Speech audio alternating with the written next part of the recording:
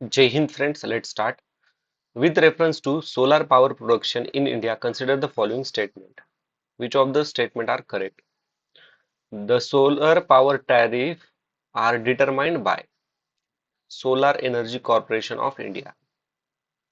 India is third largest in the world in the manufacturing of silicon wafers used in photovoltaic unit. तो ये दोनों भी statement गलत है। ये जो बाय वाला ट्रैप है यहाँ पर, तो solar power tariff was determined by central electricity regulatory commission, जो कि सेंटर गवर्नमेंट के अंतर्गत आती है।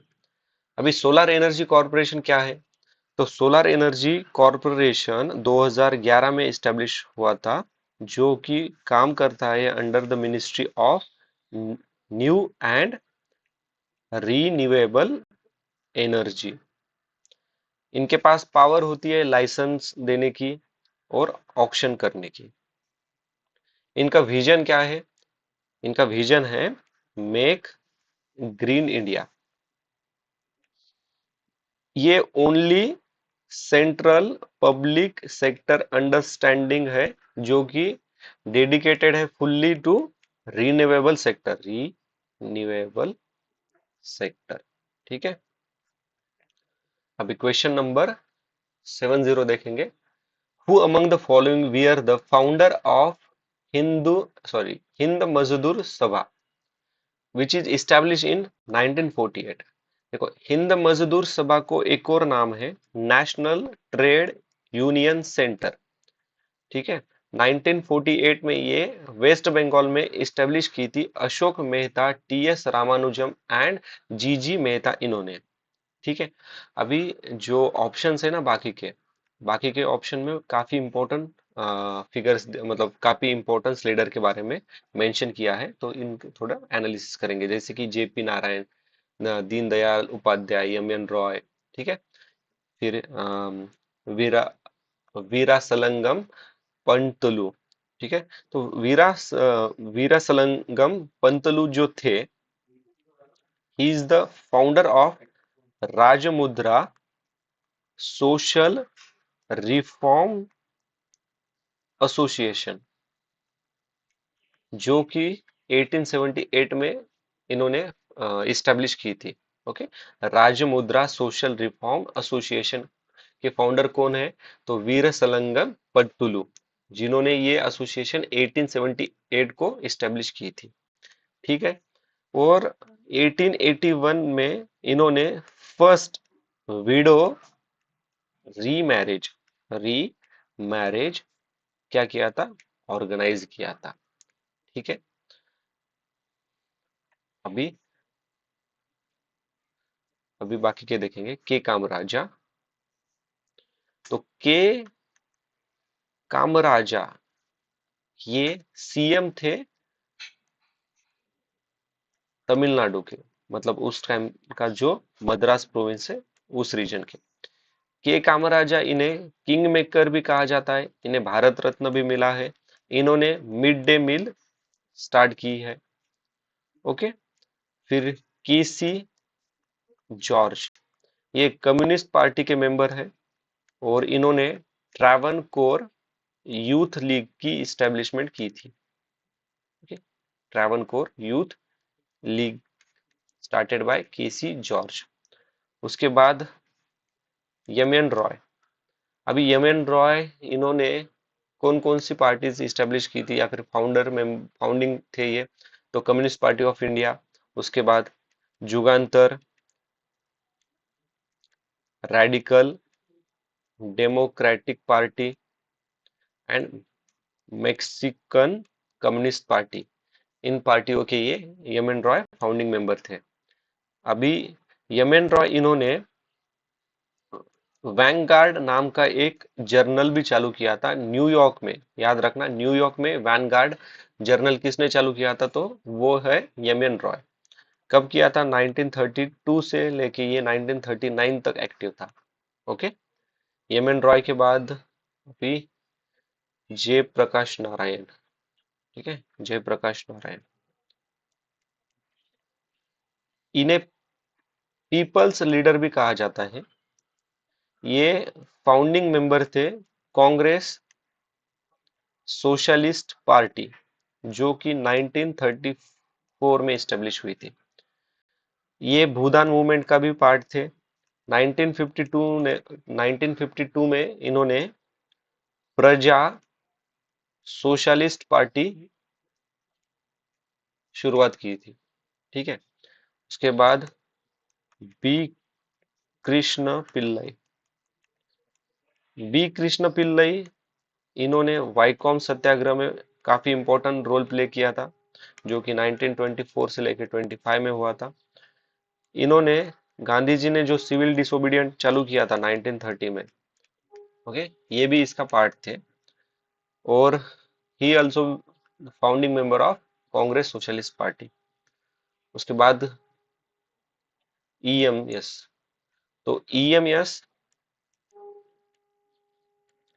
नाम,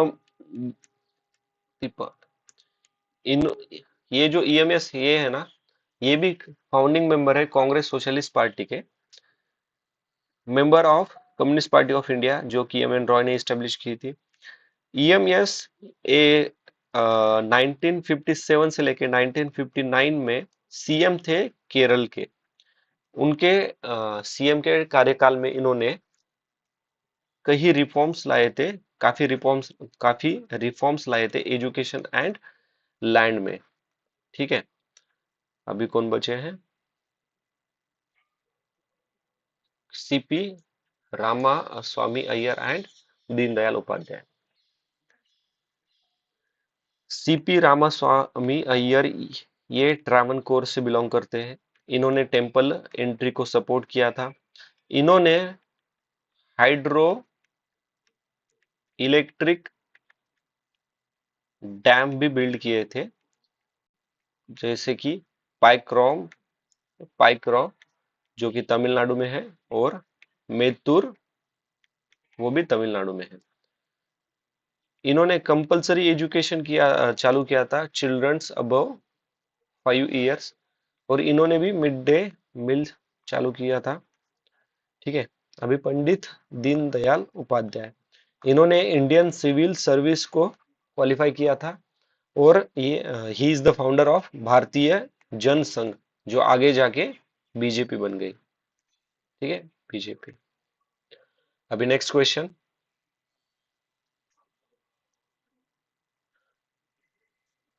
With reference to the religious practices in the India, the uh, Sthanakvasi sect belong to, Sthanakvasi sect belong to. ठीक है। तो स्थानकवासी सेक्ट बिलोंग करता है जैनिज्म को। Sthanakvasi sect is Shvetambar Shvetambara Jainism. और ये फाउंडर कौन थे इसके? तो Lavaji is the founder of, and Lavaji कौन थे? एक मर्चेंट थे, व्यापारी थे। इन्होंने 1653 को स्टार्ट किया था। और ये जो सेक्ट है ना, ये not believes in ideal worship. Okay, मूर्ति पूजा के ये खिलाफ थे। ओके, स्थानकवासी। अभी क्वेश्चन नंबर 68। अभी देखो, क्वेश्चन नंबर 68 पूरा कॉमन सेंस पे बेस्ड क्वेश्चन है कि staple commodities of export by the East India English East India company from Bengal in the middle of 18th century were. In the middle of 18th century मतलब 70-50 के आसपास का जो भी टाइम पीरियड है, उसके बारे में बता रहे हैं। सबसे ज्यादा क्या एक्सपोर्ट होता है? कॉटन। ये तो है, मतलब ये दोनों गए। ठीक है। और ये देखो, गोल्ड तो सबसे ज्यादा इंडिया में, मतलब वर्ल्ड का कहीं भी गोल्ड हो, वो आखिरी में जाके ड्रेन कहाँ होता है? इंडिया में होता है, ये तो कहा जाता था। ठीक है। देखो, तो अभी बचे ए और डी। तो इससे सही आंसर देखो, cotton, silk, saltpetre and opium is the correct answer. Option D is the best answer. Okay. Question number 69, Champaran Satyagraha के बारे में पूछा है हमें, सिग्निफिकेंट एस्पेक्ट। चंपारण सत्याग्रह महात्मा गांधी जी इन्होंने लॉन्च किया था, और ये उनका भारत भारत में जो सत्याग्रह था ना, ये पहला सत्याग्रह था। चंपारण सत्याग्रह। और ये कौन से इशू के कारण इन्होंने चालू किया था? तो इंडिगो कल्टीवेशन जो होता था अंडर द तीन काठिया सिस्टम, मतलब 3/10 जो पार्ट है लैंड का वो ब्रिटिशर को देना पड़ता है। ठीक है। Active all Indian participation of, देखो इतना बड़ा भारत था और उस टाइम इतना यूनाइट भी नहीं था, 1917 की बात है। और ये क्या कहते हैं, all Indian participant, lawyer, student, women, ये सब आए थे, तो ये गलत है। देखो याद रखना, कभी भी ऑल इंडियन पार्टिशन ये आएगा ना, ये गलत होगा, क्योंकि कोई ना कोई तो देखो अभी अगर क्विट इंडिया मूवमेंट है, तो इस मूवमेंट में लेबर पार्टी ने ज्यादा सपोर्ट नहीं किया था। तो इस तरह से जब भी आएगा ना ऑल इंडिया, ऑल इंडियंस ने पार्टिसिपेट किया, तो वो ट्रैप होता है, वो गलत होता है। Active involvement of Dalit and tribal communities of India, देखो एक्टिव इन्वॉल्वमेंट फिर से आया वही ट्रैप, ये भी गलत है। ड्रास्टिक, मैंने कितने बार कहा था, ड्रास्टिकली, रैपिडली, इनॉर्मसली, ये तो ट्रैप वर्ड होते हैं, ये भी गलत है बच्चा। Joining of peasant unrest to India national movement, ठीक है, क्योंकि ये जो मूवमेंट थी वो महात्मा गांधी जी ने पीजेंट के लिए किया था। और इसका रिजल्ट क्या आया था? रिजल्ट में क्या हुआ कि ब्रिटिशर ने 25% कंपनसेशन दिया और चंपारण एग्रारियन कमीशन इसकी इस्टेब्लिशमेंट कर दी थी। ओके। अभी question number 72, with reference to the cultural history of India, consider the following statement. White marble was used in making Buland Darwaza and खानखा एट फतेहपुर सिकरी। खानखा मतलब होता है धर्मशाला type, okay, rest house for travellers and जो pilgrimage के लिए जाते हैं ना उनके लिए। ये व्हाइट सैंड की नहीं बनी, ये रेड, सॉरी व्हाइट मार्बल की नहीं, तो रेड सैंडस्टोन की बनी हुई है। ओके। बुलंद दरवाजा अकबर ने बनवाया था 1602 में, जब इन्होंने गुजरात पे विक्ट्री हासिल की थी। Okay.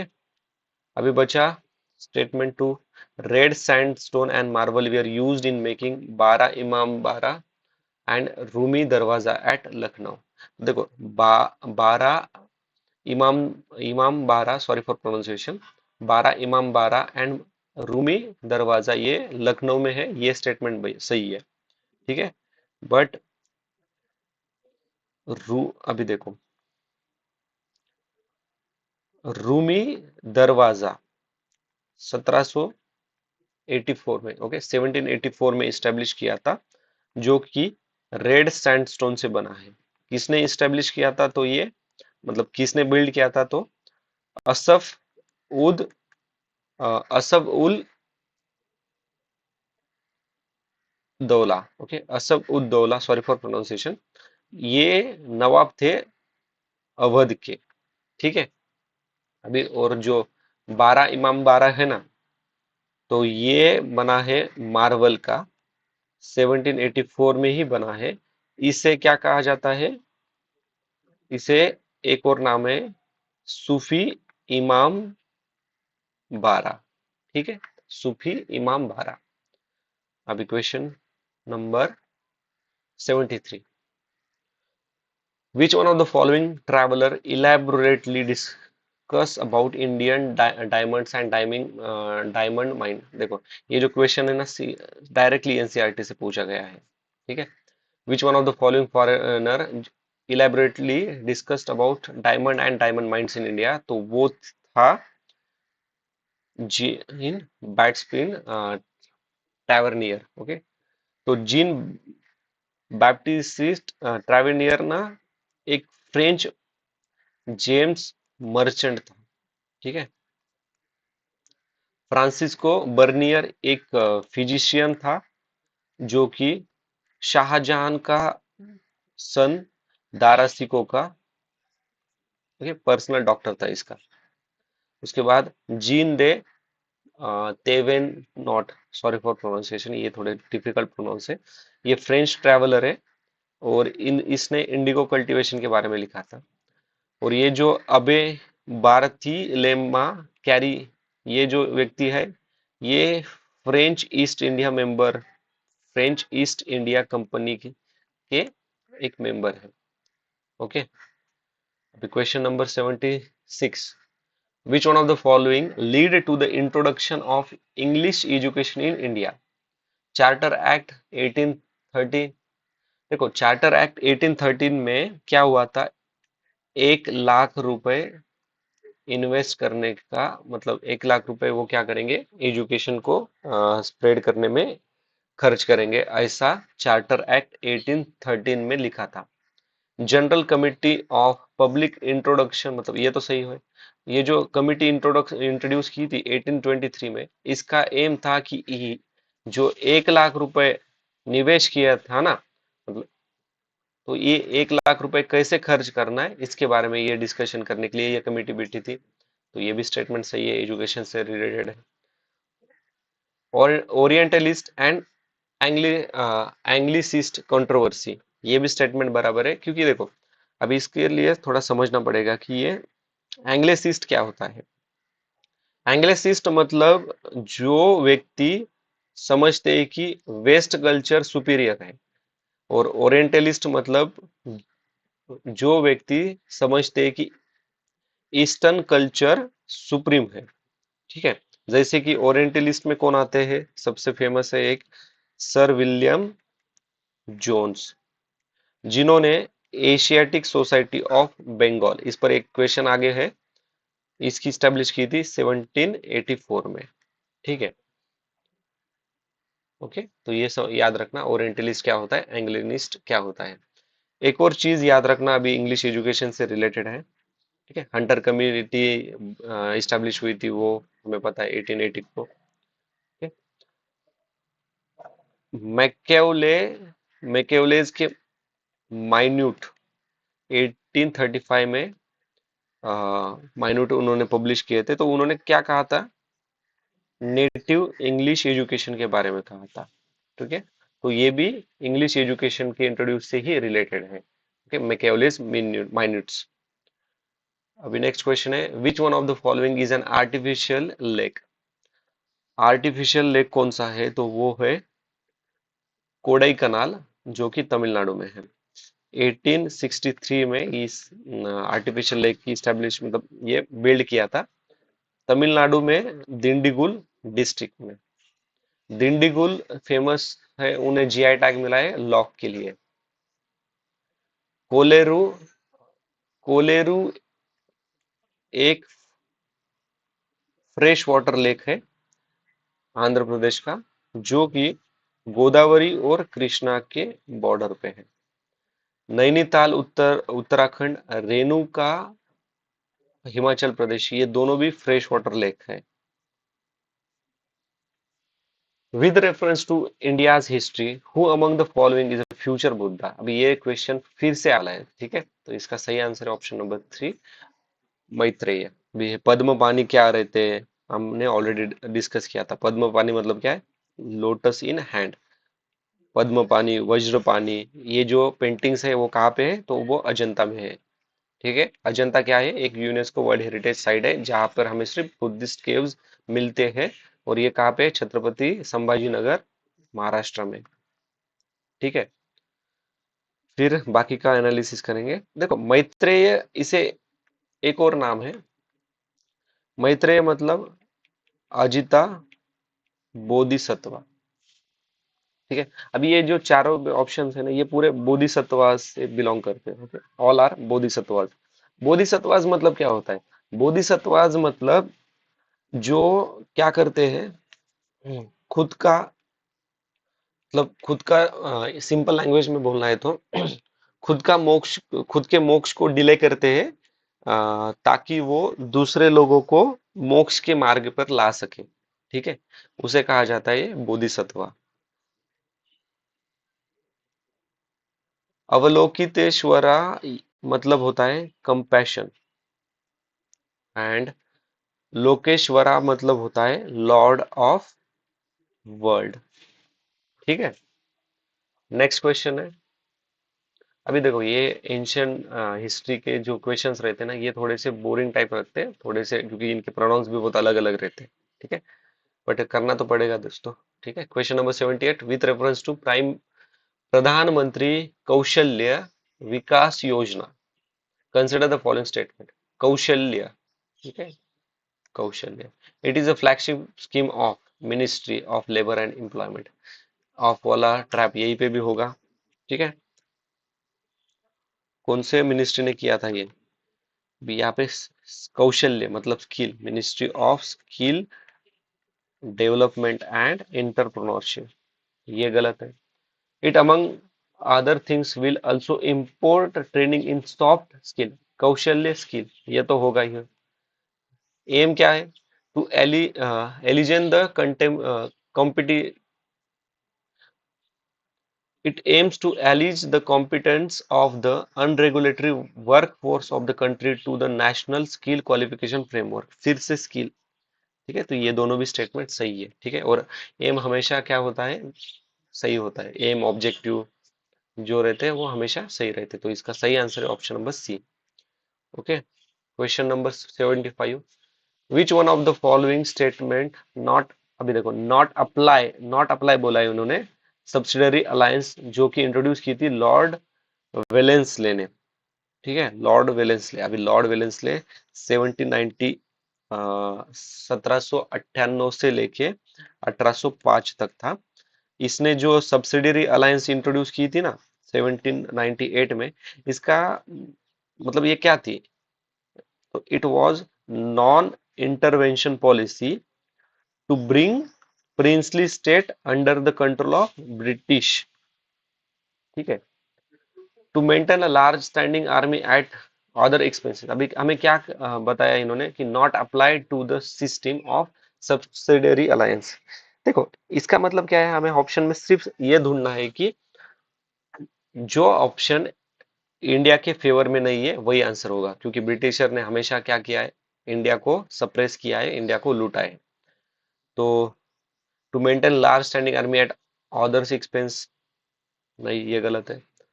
To keep India safe from, अभी ये हमारे सेफ्टी के बारे में देखेंगे। टू सिक्योर, देखो देखो थोड़ा, एक मिनट रुको।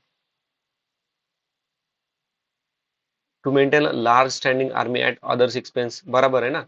ये क्या करते थे? ये ब्रिटिशर्स कहते थे कि हमारी आर्मी आपको प्रोटेक्ट करेगी। एकादा जो प्रिंसली स्टेट है ना, उनको बोलेंगे कि आप हमें 50 लाख रुपए दो, या फिर समझने के लिए बोल रहा हूँ मैं, हम आपके लिए हमारी जो मॉडर्न आर्मी है ना, वो आपके स्टेट के अंदर खड़ी करेंगे, और जो भी वॉर वगैरह लड़ना है तो वो हमारी आर्मी लड़ेगी, सिर्फ आप ये पैसा हमको देते जाओ। इस तरह से वो सब्सिडी अलायंस में लिखा था। तो ये स्टेटमेंट सही है, हमें नॉट अप्लाई कहा है इन्होंने। और to keep India safe from Napoleon danger, तो सही है। ओके, इनको उस टाइम क्या हो रहा था? 1798 में फ्रेंच क्रांति हुई थी, तो नेपोलियन चाहता था कि वो भी इंडिया को कॉलोनाइज करे। तो जो ब्रिटिशर ब्रिटिशर्स की जो कॉलोनी बन रही थी ना इंडिया, तो उन्हें सिर्फ अपने कॉलोनी को प्रोटेक्ट करना था, ताकि उनका जो व्यापार है ना वो अच्छी तरह से चले, ठीक है। To secure a fix income for the company, to establish British paramountcy over Indian state, तो ये तो वो कर ही रहे थे। पैरामाउंसी मतलब supreme power in the hand of Britishers. और ये स्लोली स्लोली, अभी मैंने क्या कहा था, ये क्या कर रहे थे? वो इंडियन प्रिंसली स्टेट को ब्रिटिश सोवरेनिटी, ब्रिटिशर के पैरामाउंसी के अंदर ला रहे थे। तो इसमें हमें नॉट पूछा है, इसलिए आंसर है to secure a fix income for the company, ठीक है। अभी next question. In 1920, which of the following changes its name? स्वराज्य सभा, स्वराज्य सभा नाम। देखो, all India home rule league जो कि 1916 में चालू हुई थी, उसी का ही नाम 1920 में स्वराज्य सभा पड़ा, जब महात्मा गांधी जी भी इनमें पार्टिसिपेट करना चालू कर दिया था तब। तो अभी थोड़ा होम रूल लीग के बारे में इंफॉर्मेशन लेंगे कि ये तिलक और एनी बेसेंट इन्होंने चालू किया था। तो तिलक, लोकमान्य तिलक, इन्होंने अप्रैल 1916 में बेलगांव से चालू किया था। एनी बेसेंट इन्होंने सितंबर 1916 अधियार मद्रास यहाँ से चालू किया था। ठीक है, और इसका एम क्या था? To establish self government. Hindu Mahasabha, अभी देखो हिंदू महासभा, इसका पुराना नाम था सर्वदेशक हिंदू सभा, सर्वदेशक हिंदू सभा। और 1921 में इसका रिनेम होके अखिल भारतीय हिंदू महासभा हो गया था। ठीक है, साउथ इंडियन लिबरल फेडरेशन, इसे ही एक और नाम है जस्टिस पार्टी कहा जाता है। 1916 में it was founded by doctor C Natesa Mudaliar and P N Nair. Okay, अभी सर्वेंट ऑफ इंडियन सोसाइटी किसने स्टार्ट किया था? तो वो 1905 में पुणे के अंदर गोपाल कृष्ण गोखले इन्होंने चालू किया था। Gopal Krishna Gokhale political Guru of Mahatma Gandhi. अभी नेक्स्ट क्वेश्चन क्या है? अभी देखो इस तरह का जो क्वेश्चन है ना, ये मत अटेम्प्ट करो। स्वामी दयानंद सरस्वती इन्होंने आर्य समाज की इस्टेब्लिशमेंट की थी, कब की थी? 1875 में। ठीक है, उसके बाद दीनबंधु मित्रा रोट नील दर्पण, ये कब लिखा था? तो ये लिखा था 1898 में, 1858 में। ओके, और दीनबंधु मित्रा ने जो नील दर्पण लिखी थी उसे इंग्लिश ट्रांसलेट किया था माइकल मधुसूदन, इन्होंने इंग्लिश ट्रांसलेशन किया था। ठीक है, अभी ये क्रोनोलॉजिकल ऑर्डर में लिखना, हाँ, कौन सा पहला आया है ये, इसलिए मैंने आपको बोला था कि ये क्वेश्चन मत अटेम्प्ट करो। ठीक है, बंकिम चंद्र चट्टोपाध्याय इन्होंने आनंद मठ लिखा था, कब लिखा था? 1882 में लिखा था। बंकिम चंद्र चट्टोपाध्याय, इनका डेथ हुआ था 1894 के आसपास। और ये आनंद मठ वही है जहां से हमने वंदे मातरम, जो कि हमारा नेशनल सॉन्ग है, कहाँ से लिया था नेशनल सॉन्ग? वंदे मातरम आनंद मठ से। किसने लिखा था? बंकिम चंद्र चट्टोपाध्याय इन्होंने। Satyendra Tagore became the first Indian to succeed in the Indian Civil Service examination in 1864। ठीक है, तो सही आंसर है option number B.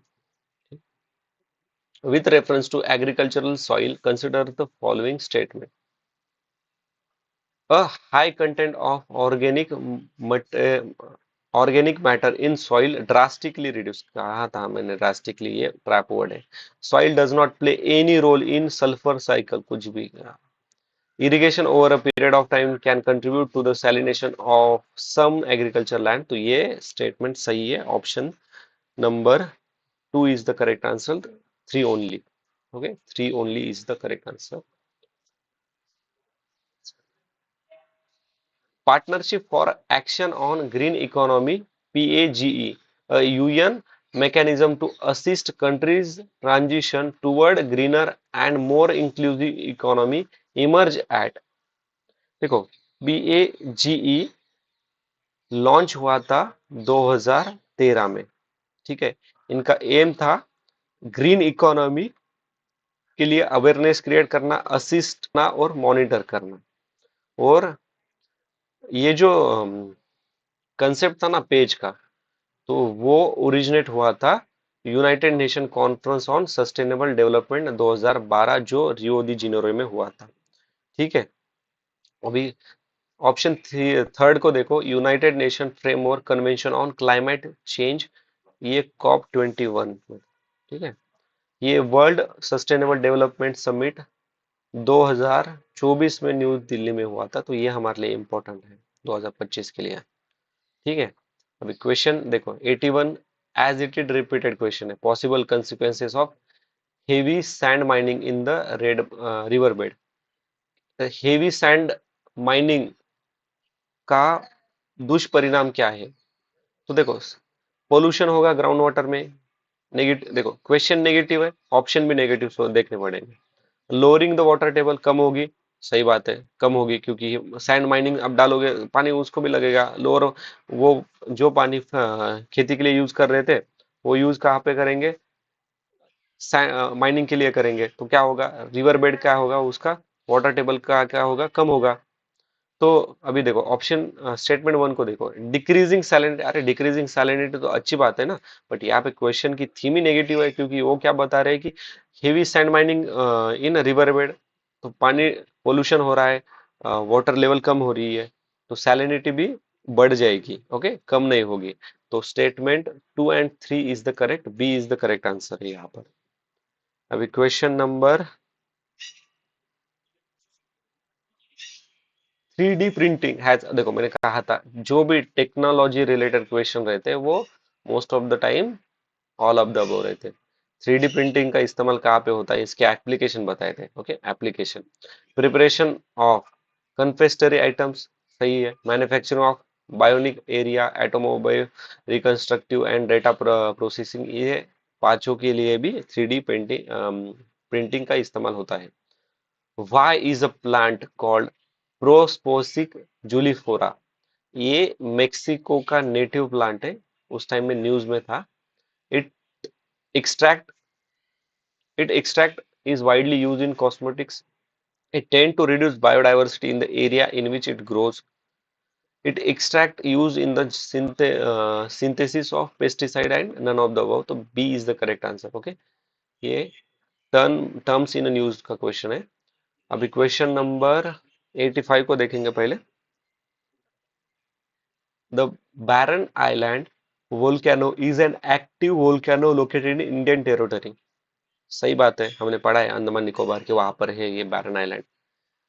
Baron Island lies about 140 kilometre east of Great Nicobar. देखो एक तो ये एक 140 यहाँ पर ट्रैप होगा, या फिर ईस्ट में की जगह पे वेस्ट में ट्रैप होगा, या फिर ग्रेट निकोबार की जगह पे पोर्ट ब्लेयर या फिर कोई और जगह पे, या इस तरह के 3 ट्रैप हो गए यहाँ पे, ठीक है, तो ये गलत है।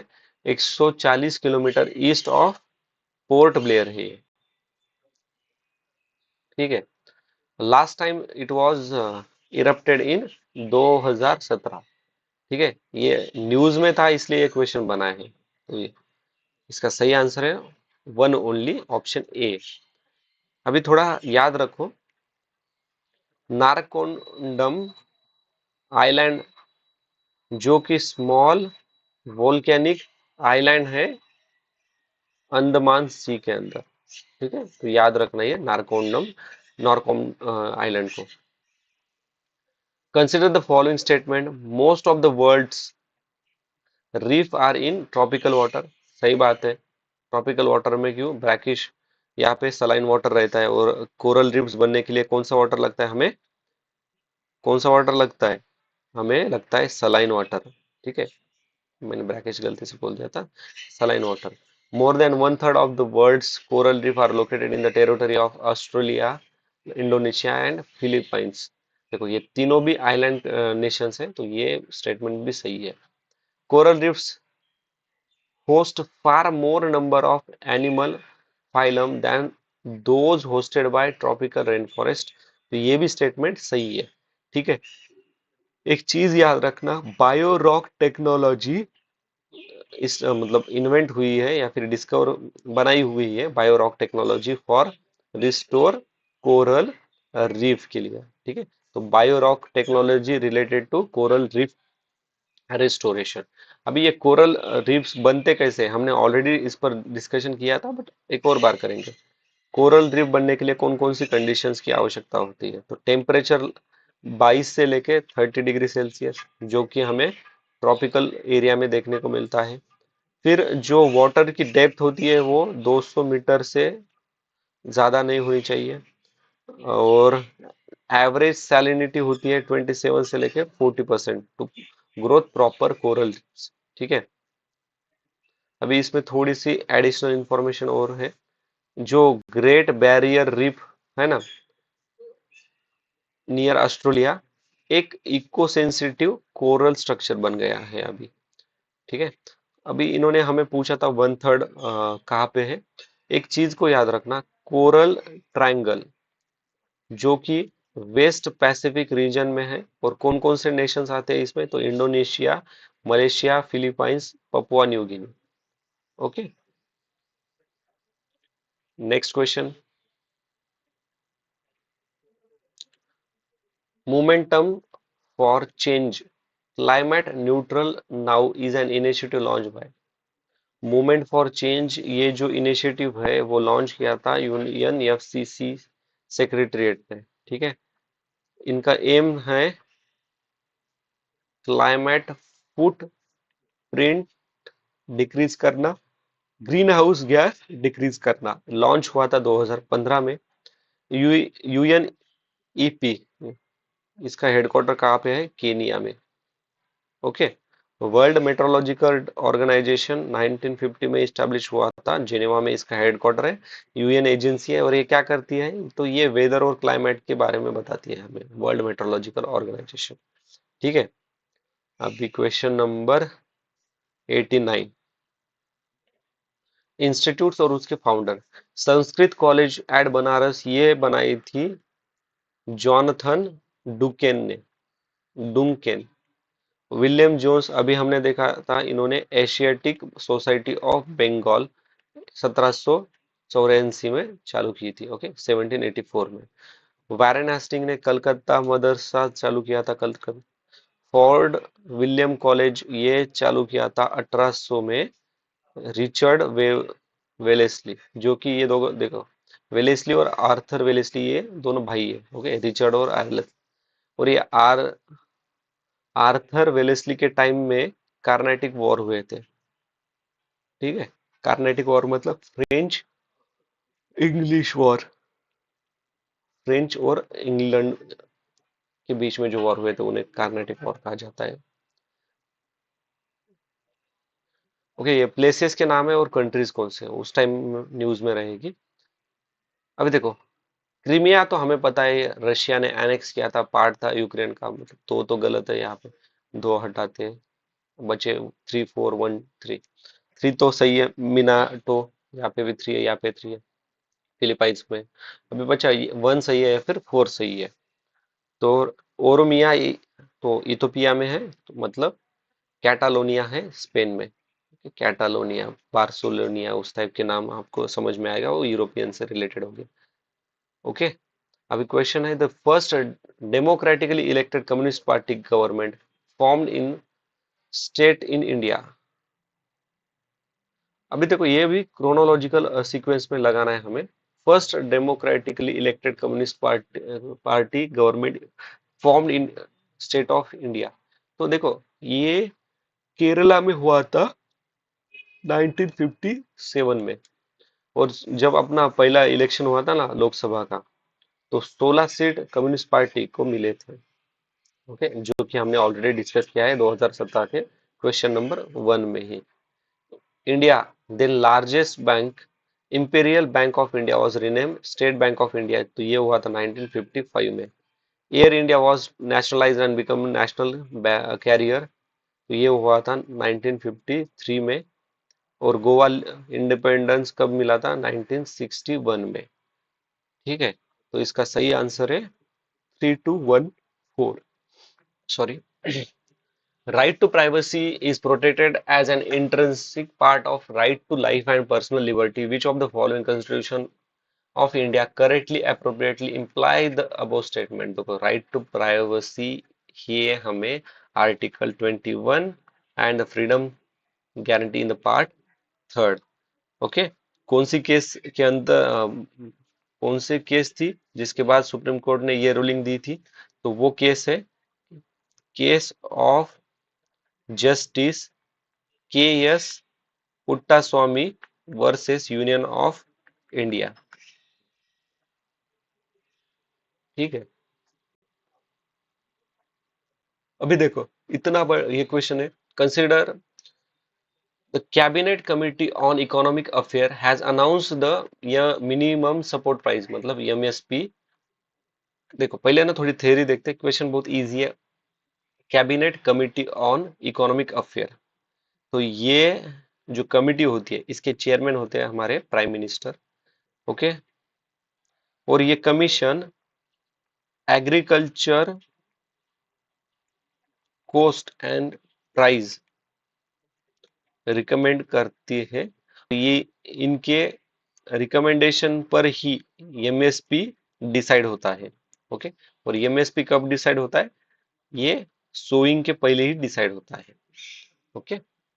अभी देखो इतने ऑप्शंस है।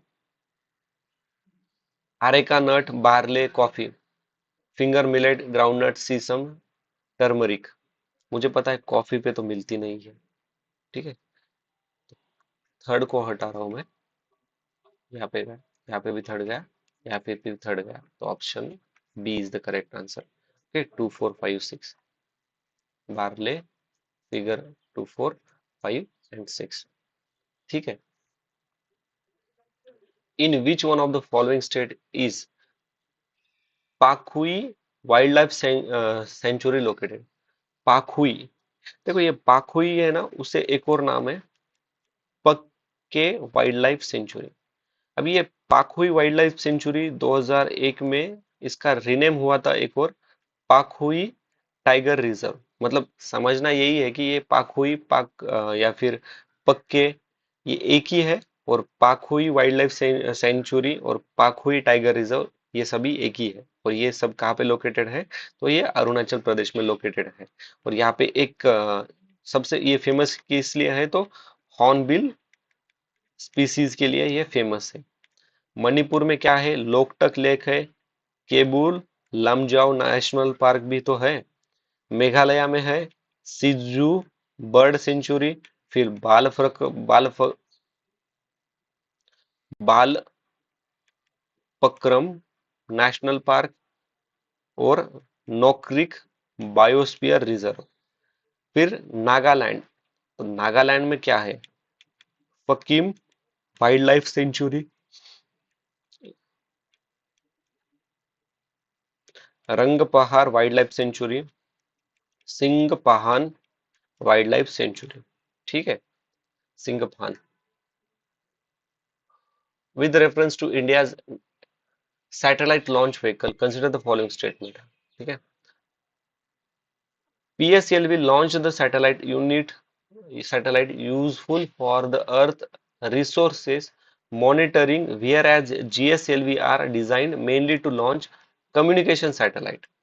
Satellite launched by PSLV appears to remain permanently fixed in the same position in the sky as view from the particular location on Earth. अभी पहले स्टेटमेंट ने उन्होंने कहा था कि PSLV क्या करता है? मॉनिटर करता है। ठीक है। तो मॉनिटर करता है और ये बता रहे हैं ये एक फिक्स पोजीशन में है। अगर एक फिक्स पोजीशन में है तो वो मॉनिटर कैसे कर पाएगा? मतलब 1 और 2 तो साथ में आएंगे नहीं। तो ऑप्शन सी गलत है। GSLV Mk3 is a four-stage launch vehicle with the first and third stage using solid rocket motors and the second and fourth using liquid rocket engine। तो ये GSLV नहीं होके PSLV है, ये भी गलत है। और स्टेटमेंट जो है ना ये सेकंड, वो भी गलत है। Only first statement is correct. ठीक है। ये थोड़ा सा टफ क्वेश्चन था क्योंकि इन्होंने काफी कंसेप्चुअल बनाया था इसे। Question number 96, with reference to the governance of public sector banking in India, consider the following statement. To put the public sector bank in order to merge of associate bank with the permanent state bank of India has been affected। अभी कोई bank मर्ज हो रही है, okay, तो affect तो कुछ ना कुछ तो होगा ही ना। तो ये तो भाई बराबर है। Capital infusion into public sector banking by the government of India is steadily increases. देखो ये फिर से वही ट्रैप, ये गलत है। आंसर है ऑप्शन नंबर 2, 2 ओनली। ठीक है। अभी ये क्वेश्चन देखते हो। Which of the above are exempted है, एग्जेम्प्टेड अंडर GST। देखो chicken, egg cook, fish process and canned, मुझे मुझे पता है ये थर्ड तो एग्जेम्प्ट नहीं होगा, इस पर तो GST लगेगी। ये देखो कैन वाला फूड बता रहे हैं, मतलब वो प्रिजर्व फूड है, उस पर तो GST लगता है। थर्ड को हटा दो, थर्ड यहाँ पे है, यहाँ पे है। अभी बचा 1, 1 to 4, तो इसका सही आंसर है ऑप्शन नंबर सी, 1, 2 एंड 4। इस पर जीएसटी लगता नहीं। अभी जीएसटी के बारे में हमने ऑलरेडी बाकी काफी बार डिस्कस किया है, कौन सा आर्टिकल है, कब आया था वो, ठीक है। 101 constitution amendment act. Question number है 98, कौन सा करेक्ट है? The definition of critical wildlife habitat is incorporated in the Forest Right Act 2006। Wild life habitat, forest right, सही बात है, ठीक है, forest wild life. For the first time in India, Baigas the first has been given habitat right, ये already हमने discuss किया था। Union ministry of environment, forest and climate change officially decided and declare the habitat right for the primitive vulnerable tribal community, मतलब PVTG, in any part of India. तो ये ministry वाला track फिर से आ गया, ये मिनिस्ट्री ऑफ ट्राइबल के अंदर आता है, ठीक है। तो मतलब थर्ड तो गलत है, 1 and 2 is the correct answer.